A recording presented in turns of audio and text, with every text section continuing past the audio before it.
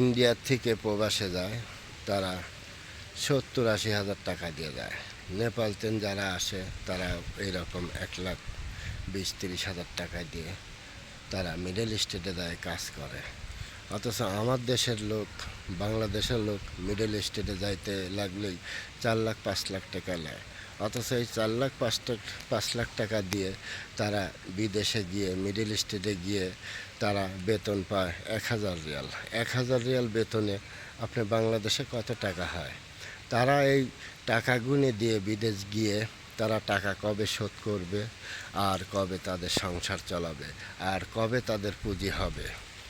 আমাদের দেশের ট্রাভেল চালারা এগুলো হিসাব করে না। কারণ কোনো জায়গাতে লোক নিতে আসলে এরা স্যালারি কমায় দেয়। ইন্টারভিউ যদি লোক লাগে 10 জন, 100 জনের 1,000 লোকের কাছে ফোন করে ডাক দেয়। তারা কিন্তু দূর দূরান্ত 2-3 হাজার টাকা ভেঙে তারা কিন্তু অফিসে যায়। অফিসে গিয়ে দেখে যে তাদের লোক হয়ে গেছে। এই কাজগুলি কেন করে ট্রাভেল চালারা? আপনার 5 জন লাগবে, আপনি 5 জনই কি ফোন করবেন? বেশি লোক নিয়ে কেন আপনারা করেন? আর এই দেশের যারা বর্তমান দায়িত্বশীল আছে তারা এইগুলো দেখলে প্রবাসীরা আর একটু সহজ হয়। এত টাকা দিয়ে কেন বিদেশ যাবে?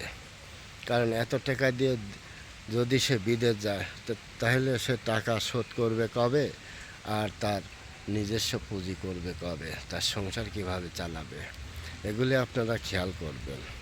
কারণ প্রবাসীরা অনেক কষ্ট করে টাকা পয়সা জমায়ে তারা দেশের থেকে পাড়ি দেয় যে 2টা পয়সা কামাই করবো।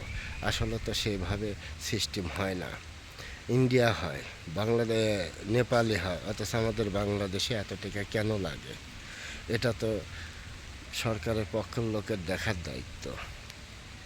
এটা আপনারা একটু নজরে রাখবেন যাতে প্রবাসীরা ভালোভাবে যাতে তারা দেশের থেকে বাইরে যেতে পারে কম টাকায়। এটাই আপনাদের কাছে আমাদের অনুরোধ।